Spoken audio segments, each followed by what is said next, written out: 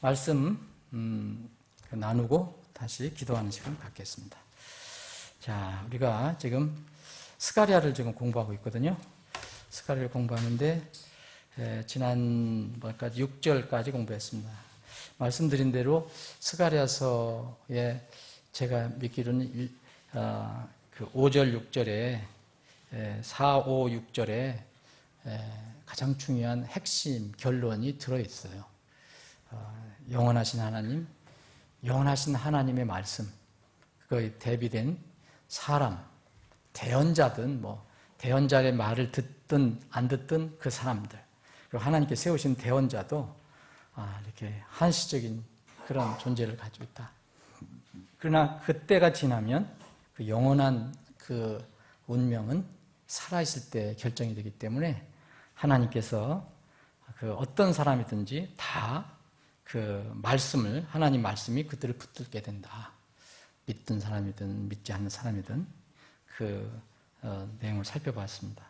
이제 7절부터 오늘 우리가 이제 살펴볼 것은 많은 사람들이 얘기하는 스가랴에서 얘기하는 마지막 때의 이렇게 환상, 예언에 관한 이제 일들에 관해서 얘기를 하는데, 오늘 저희들이 살펴볼 부분은 환상의 첫 번째 겁니다. 이제 스가랴서에 8개의 환상이 나오는데 오늘 첫 번째 이제 환상을 이야기합니다.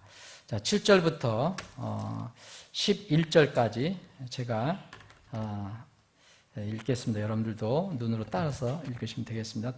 다리오 왕의 제2년 11월 곧 스밧월 24일에 주의 말씀이 이또의 손자요 베레기야의 아들인 대언자 스가랴에게 임하니라. 이르시되 내가 밤에 보니 보라 한 사람이 붉은 말을 타고 밑바닥에 있던 은매화 나무들 사이에 서 있으며 그 뒤에는 붉은 말과 얼룩진 말과 흰 말들이 있기에, 여기 말이란데 이게 말들입니다. 이제 붉은 말들과 얼룩진 말들과 흰 말들이 있기에 내가 이르되 오 내 주여 이들은 무엇이니까 하니 나와 말하던 천사가 내게 이르되 이들이 무엇인지 내가 내게 보여주리라 하거늘. 10절 은매와 나무들 사이에 서 있는 사람이 응답하여 이르되 이들은 주께서 굵은 글씨로 되어 있는 주는 킹제임 성경에서는 그 여호와 하나님을 가리켜요. 이제 주 하면 우리가 아들 예수님도 주라고 부르고 또 하나님도 주를 부를 때, 아버지 부를 때 특별히 이게 주 굵은 글씨로 되어 있는 것은 여호와 하나님을 이야기합니다. 이들은 주께서 여기저기 땅에 두루다니라고 보내신 자들이라 하니라.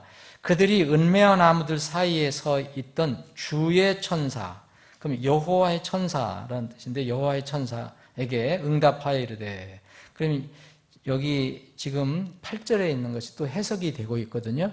그 붉은 말을 타고 있는 어떤 사람으로 표현되는 이 사람이 누구냐? 그게 이제 주의 천사라는 거죠. 여호와의 천사. 그 여호와의 천사는 또 누군가? 주의 천사에게 응답하여 이르되 우리가 여기저기 땅에 두루 다녀 보니 보소서 온 땅이 평안하며 안식 중에 있더이다 하더라. 자, 여기까지 한번 보겠습니다. 자, 이제 말씀드린 대로 이 8가지 환상이 스가랴서에 나오는데, 여기 8절부터 17절까지는 지금 말탄자를 중심으로 한 환상, 그리고 이제 18절 이 뒷부분에 보면 여기 18절하고 21절에 보면 짧게 2가지 환상이 더 추가됩니다. 뿔 4개의 환상, 그리고 목수 4사람이 나오는데 이 환상, 1장 뒷부분에 있는 환상, 그리고 2장에 측량하는 자를 가지고 이렇게 재는 사람 환상이 나와요. 3장에는 대제사장 여호수아에 관한 거, 그리고 4장에는 등잔대와 2 감람나무, 2 올리브나무, 그리고 5장 앞에 부분에는 날아가는 두루마리 환상 나오고, 또 5장 뒤에 부분은 2 여인에 관해서 나오고, 6장 1절부터 8절까지는 4개의 병거에 관한 환상이 나옵니다. 그래서 이게 전부 8개인데 이 8개 중에서 오늘은 우리가 붉은 말을 타고 있는 어떤 사람에 관한 이제 환상을 보고 있습니다.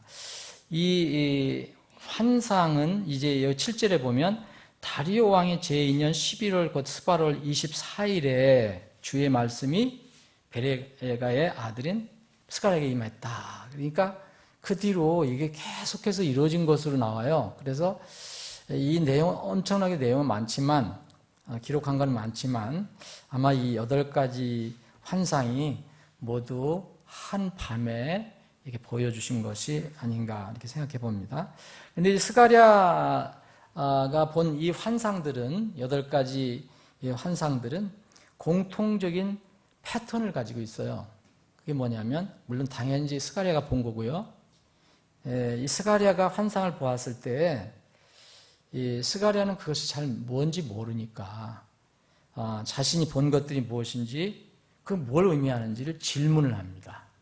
항상 그런 패턴이 나오고 또 그 질문에 대해서 그 각 환상에 대해서 이 간단한 해석이 주어져요. 설명이 주어져요. 이런 패턴으로 이렇게 진행이 됩니다. 그런데 이 환상에 대해서 해석이 주어지지만 우리는 여기 기록되어 있는 것을 다 읽어도 사실 이게 해설을 해줬어도 잘 이렇게 이해를 못하는 그런 경우가 많죠. 그래서 환상은 사실 어려운데 그럼 이제 8절부터 여기 10절에 있는 이 붉은 말을 탄 사람 그리고 그 주위에 있는 또 다른 붉은 말들과 흰 말들과 또 이렇게 알록달록한 이런 말들 이런 것에 관해서 좀 살펴보기를 원합니다. 여기에 이제 이 환상의 중심은 붉은 말을 타고 있는 한 사람인데요. 근데 붉은 말이라 그랬어요. 레드 호스라 그랬는데 왜 붉은 말이고 검은 말이고 계시록에 보면 3장에 보면 왜 말이 나오잖아요. 이런 것들이 색깔이 달라요. 색깔이 다른데 여기 왜 붉은색이랬을까? 붉은색은 성경에 공통적으로 피의 색이죠. 피의 색. 그리고 이 붉은색은 피 흘림 그리고 때로는 이렇게 원수를 갚는 거, 심판을 하는 거, 또 전쟁을 또 의미할 때도 있고요. 그래서 피를 흘리는 사람, 어떤 사람이 공격을 해서 당해서 피를 흘리는 사람이 있다면 그 피를 흘리는 쪽에서는 희생, 하나님께 목숨을 다할 때까지 충성하고 헌신하는 그런 의미도 있고요. 그래서 다양한 아주 이 스펙트럼이 넓은 그런 의미를 다 가지고 있어요. 근데 여기 이 환상은 지금 우리가 스가랴서를 처음에 공부했을 때 이 대략적인 내용을 우리가 살펴봤잖아요. 스가랴서는 왜 주어졌는가? 이 대언서가 누구에게 주어졌다 그랬죠? 이미 이제 바벨론에서 포로가 끝나서 돌아온 사람들, 일부 사람들을 대상으로 한 거거든요.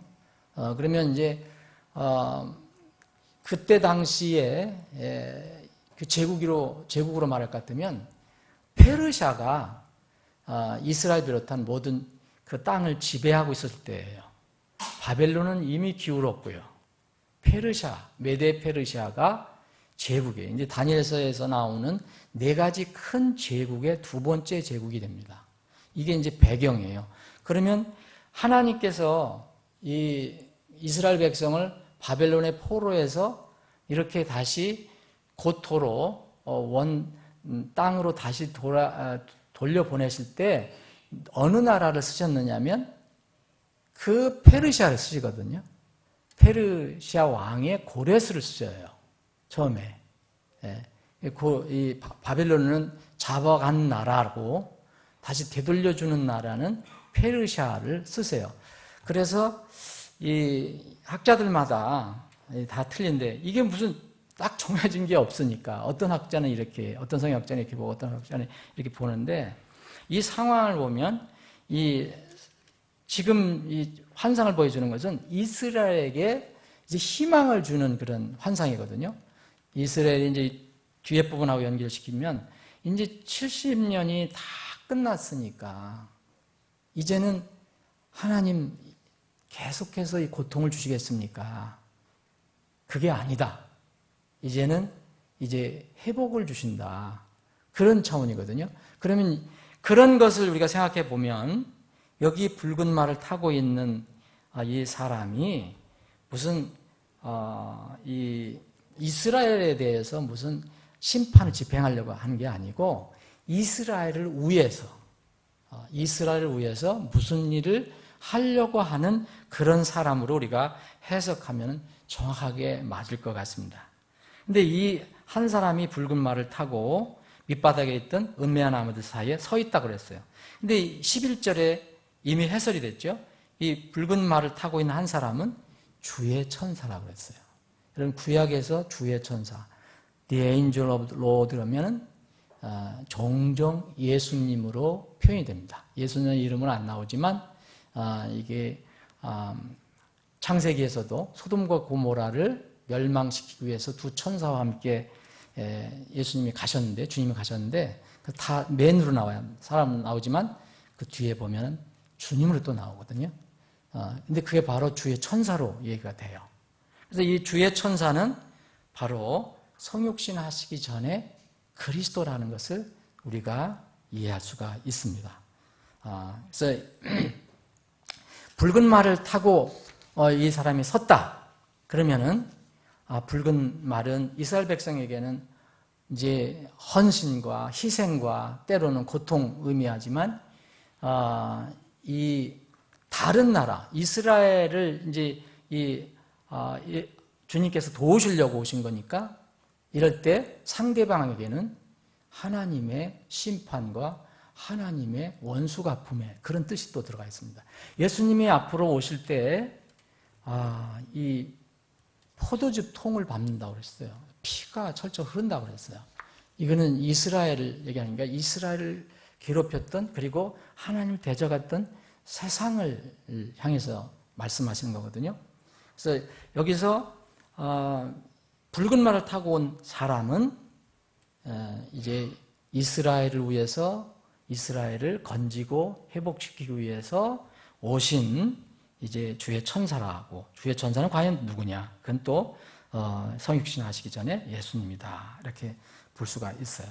여기 이제 이 붉은 말을 타고 온 분이 있고, 그리고 붉은 말과 또 다른 또 붉은 말과 그분 뒤에는 붉은 말하고 또 얼룩진 말들, 또 흰 말들이 있다고 그랬어요.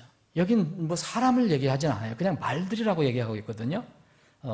이렇게 있습니다. 그랬더니 이게 이제 그 스가랴가 도대체 이게 뭡니까? 이들이 무엇입니까?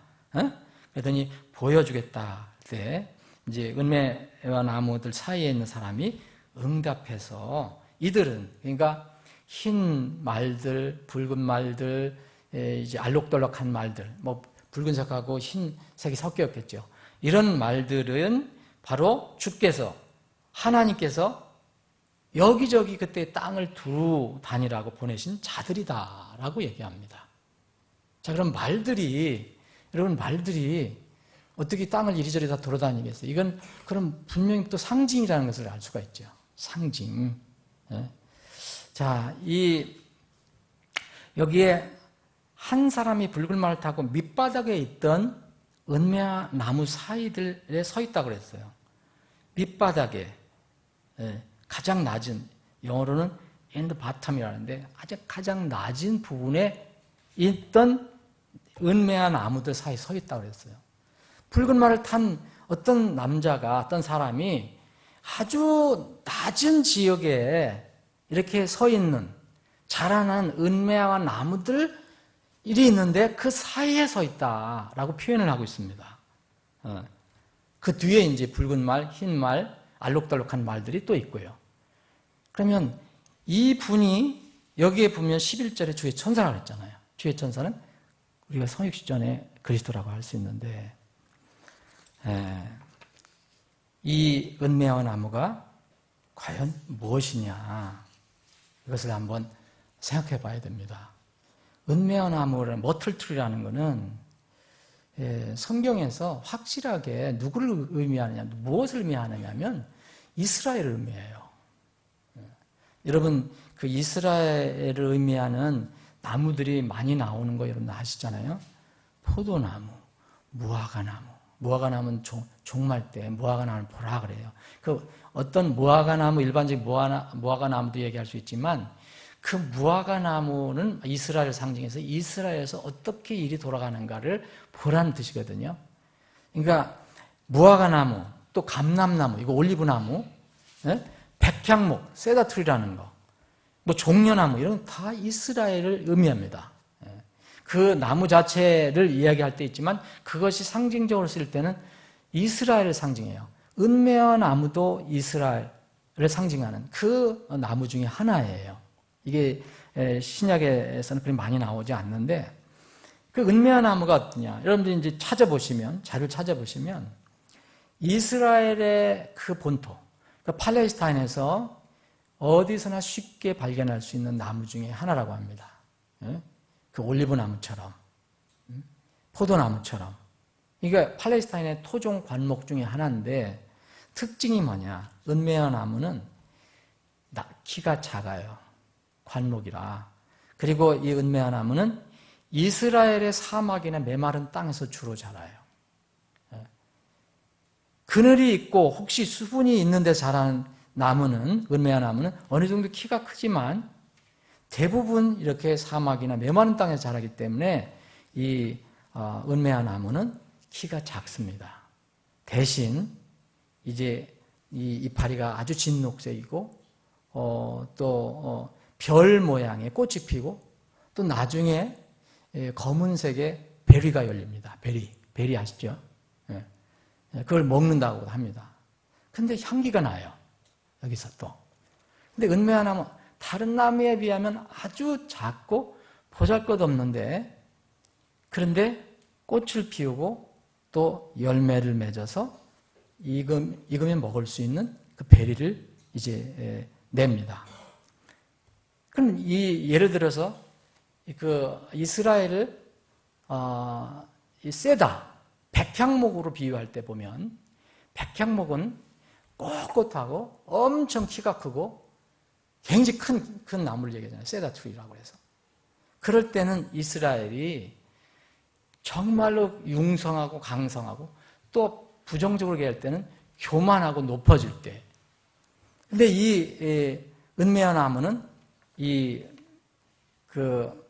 세다 트리와 비교해 볼 때, 백향목과 비교해 볼 때 낮아지고 황량한 상태의 이스라엘을 상징한다고 보는 겁니다. 그런 상태로 보는 거예요. 이 은메와 나무 사이에 지금 누가 있느냐면 붉은 말을 타고 있는 한 사람이 서 있는 거예요. 그분이 성육신 전에 주님이라는 거예요.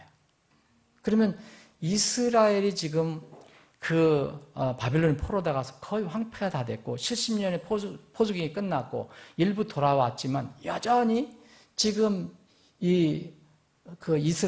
예루살렘이 회복이 되지 않았어요. 성은 파괴가 됐고요. 성전도 무너졌고요. 그래서 지금 스가랴나 학개 이런 게 뭔가 다 성전이나 예루살렘 성을 잘 건축하라. 그런 차원의 이제 메시지잖아요. 그러니까 지금 하기 전에 이런 상황에 이스라엘의 모습을 여러분들이 떠올리면 이 환상을 좀 이해하기가 좋을 것입니다.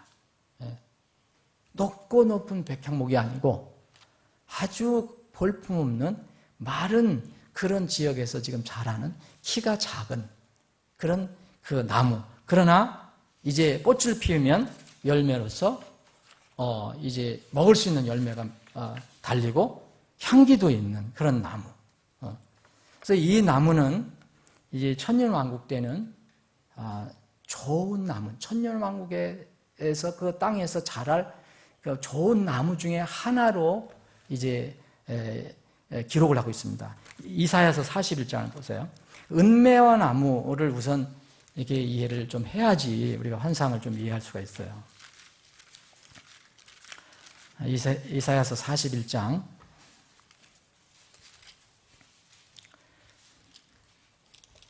이제 이사야서 41장은 이제 앞으로 회복될 때 어떻게 될 것인가를 이야기하는데요. 내가 광야에는 백향목과 시타나무와 은매화 나오죠. 예. 우리는 잘 익숙하지 않은 나무입니다. 스가랴서에서 많이 나오는 거니까 머틀트리라는 거.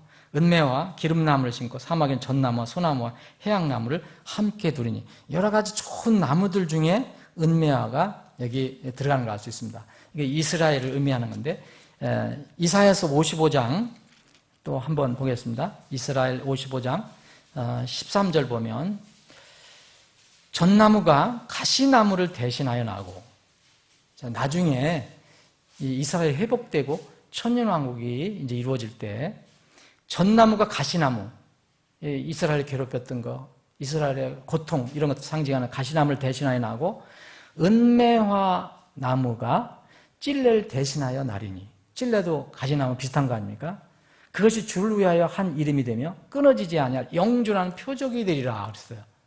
은매화 나무가 끊어지지 않은 영존한 표적이 된다. 이스라엘은 안 없어집니다. 영원히 안 없어져요.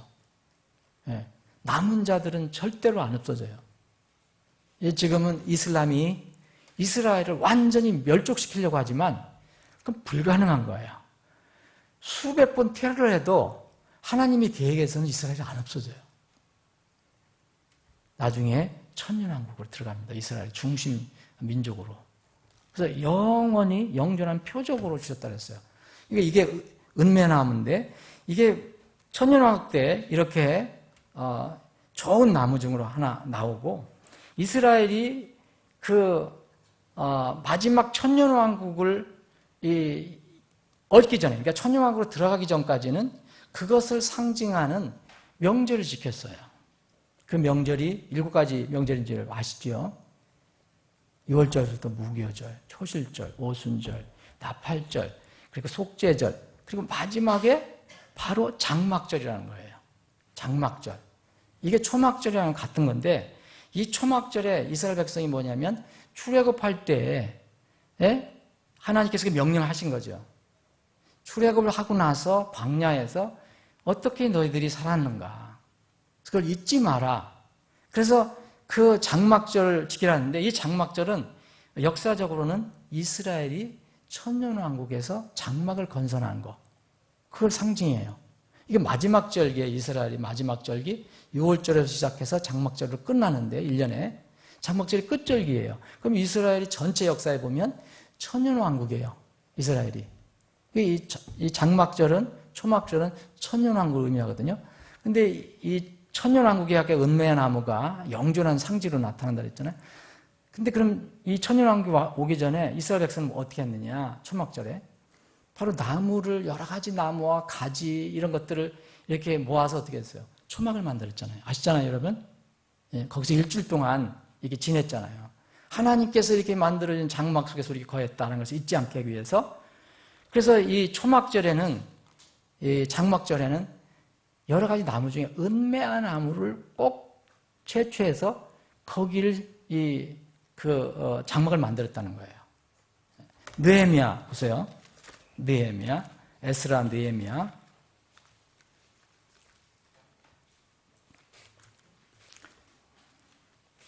에스라, 느헤미야. 느헤미야 8장. 또 8장 15절입니다.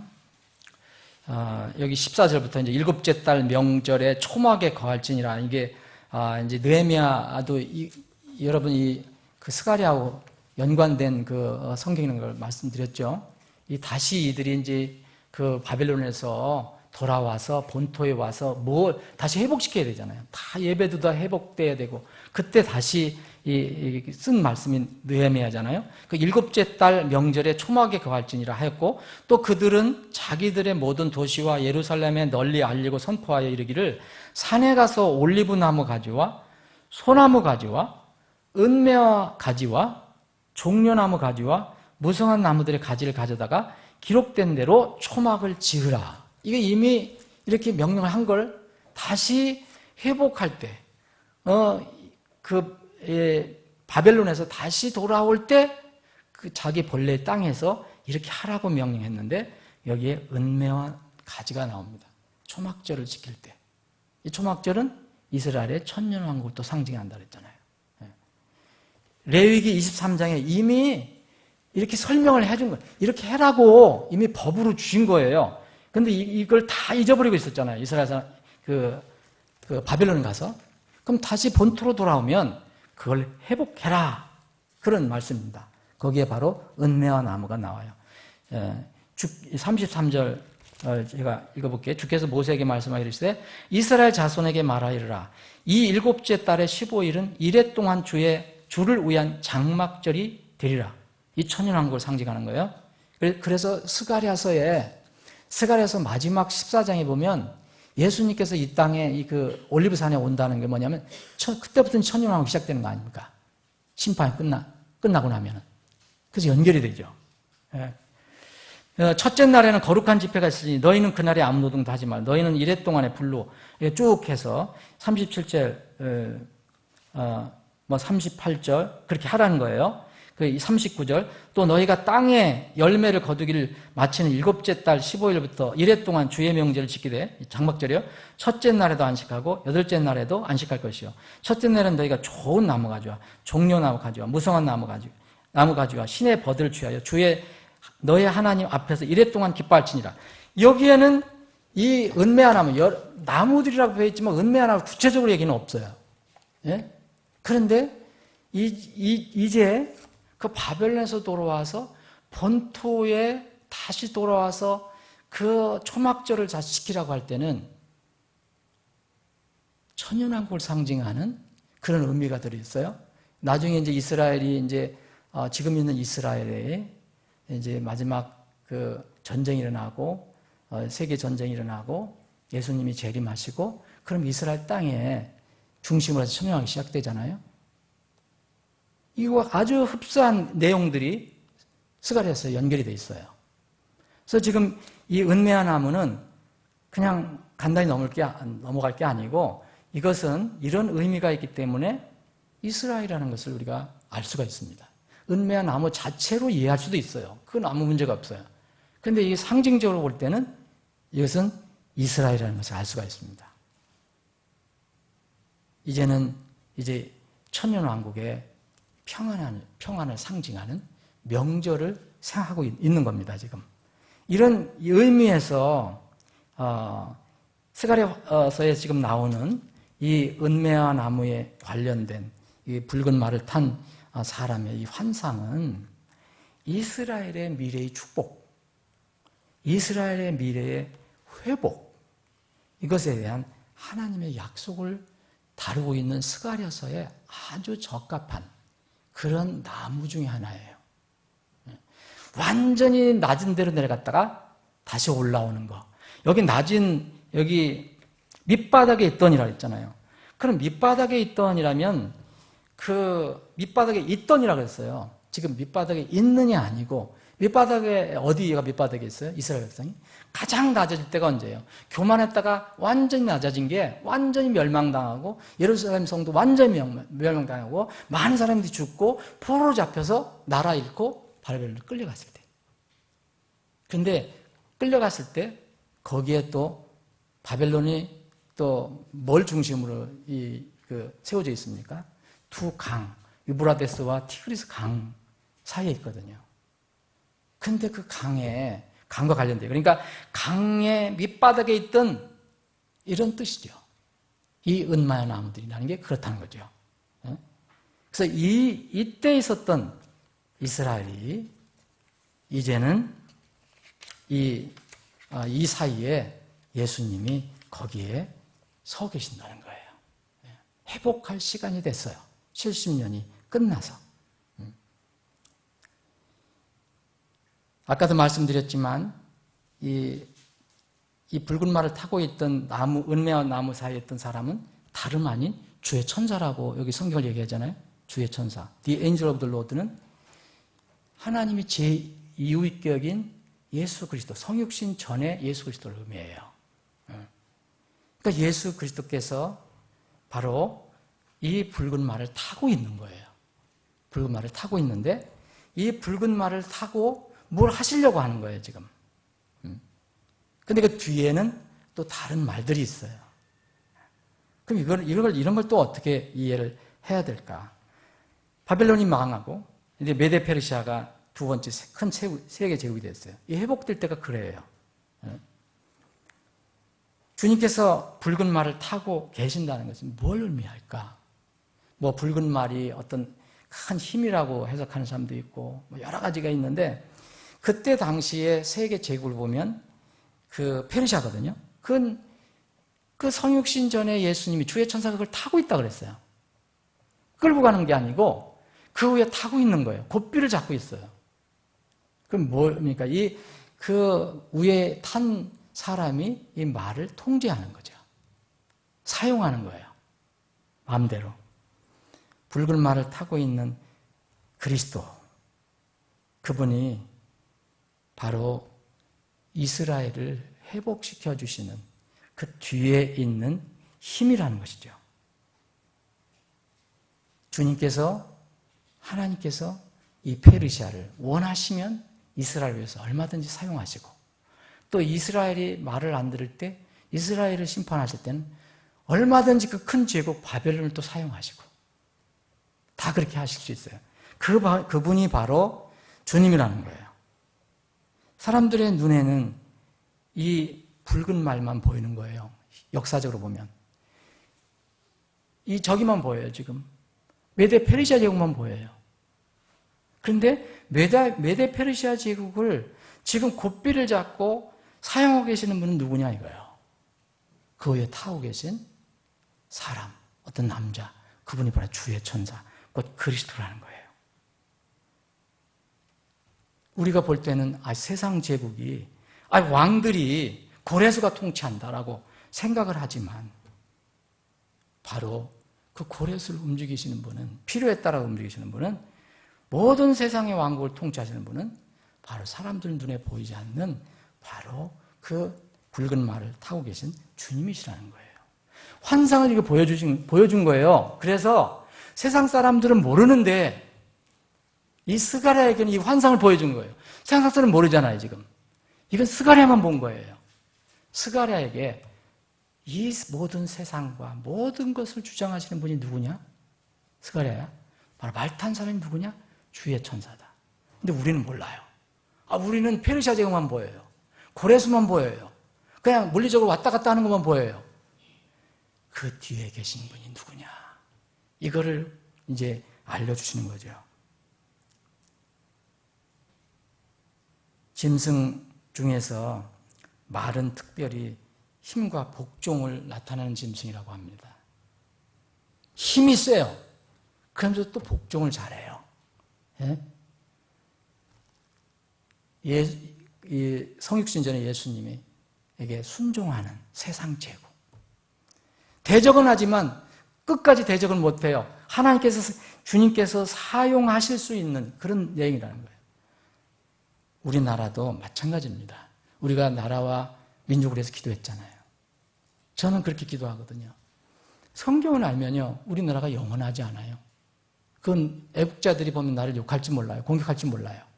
근데 동해물과 백두산이 마르고 닳도록, 그래서 영원하기를 원하잖아요.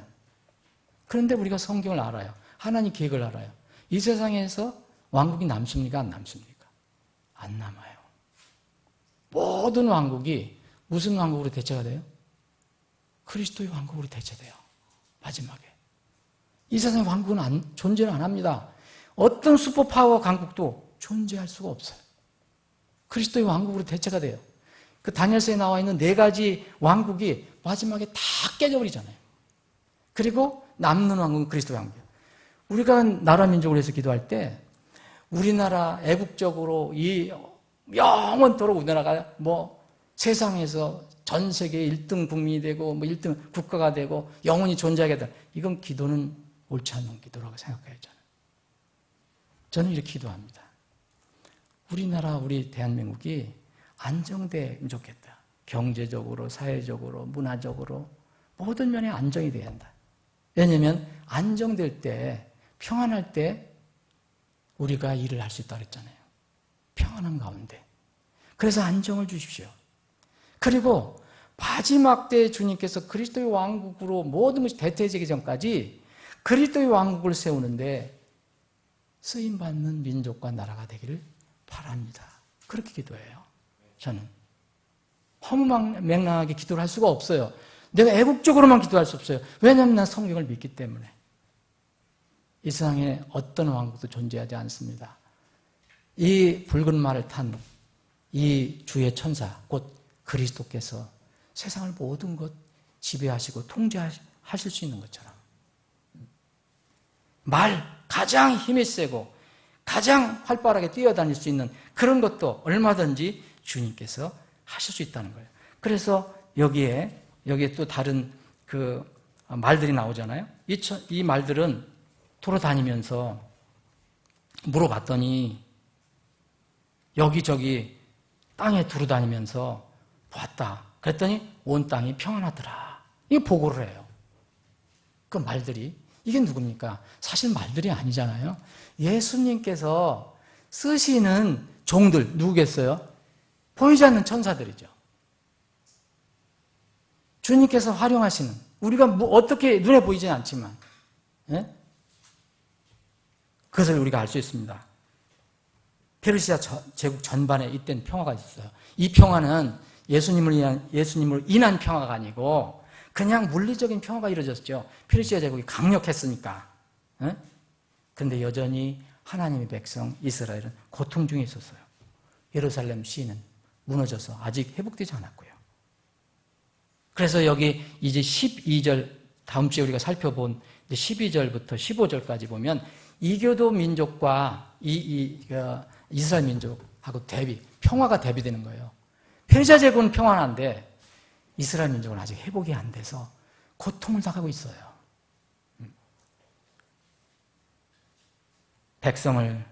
백성들은 바닥에 내려가서 적들은 가장 높은 자리에 있을 때 주님께서 말을 타고 오셔서, 붉은 말을 타고 오셔서 그 이스라엘을 회복하시려고 하십니다. 우리가 오늘 이 내용을 공부하면서 다른 건 몰라도 우리가 기억해야 될 것은 뭐냐면 우리가 지금 눈으로 보든 말든 간에 바로 이 세상의 모든 것은 어떤 나라의 운명이든 개인의 운명이든 교회의 운명이든 다 주님의 손에 있다는 것. 주님께 대적해서는 안 된다는 것. 주님의 말씀에 거부해서 말씀을 등한해서는 안 된다는 것. 그건 다 손해라는 것. 결론은 다 손해라는 것. 보이지 않지만 주님께서 전지전능하신 모든 주권을 가지고 움직이시는, 세상을 움직이시는 주님을 바라보자. 스가랴서에서 우리가 교훈으로 오늘 배울 수 있는 것입니다. 기도하시겠습니다.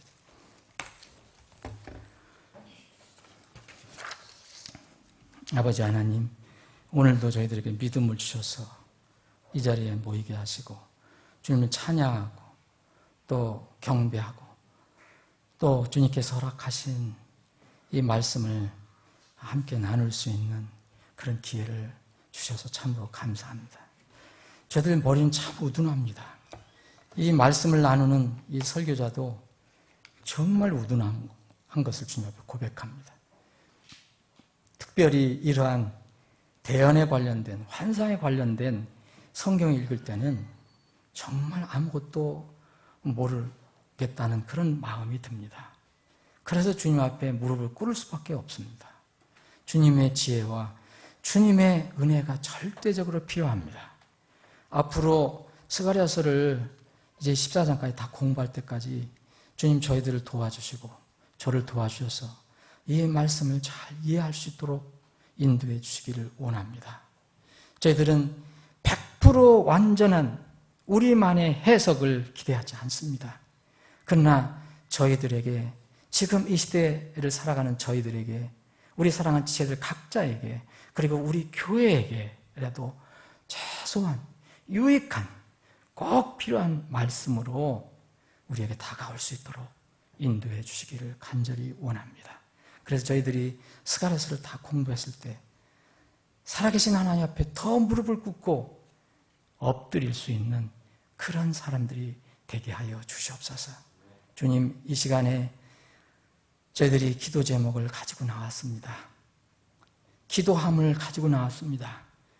지금 각자 우리 사랑하는 지체들이 기도함을 열고 주님께 머리 숙여 기도합니다. 그 기도가 참으로 주님께서 기뻐 흠양하시는 기도들이 되어서 향기로운 제물이 되어서 주님의 왕좌까지 상달되게 하시고 주님께서 계획하신 뜻대로 주님의 완전한 때에 따라서 이루어 주시고 성취해 주시옵소서.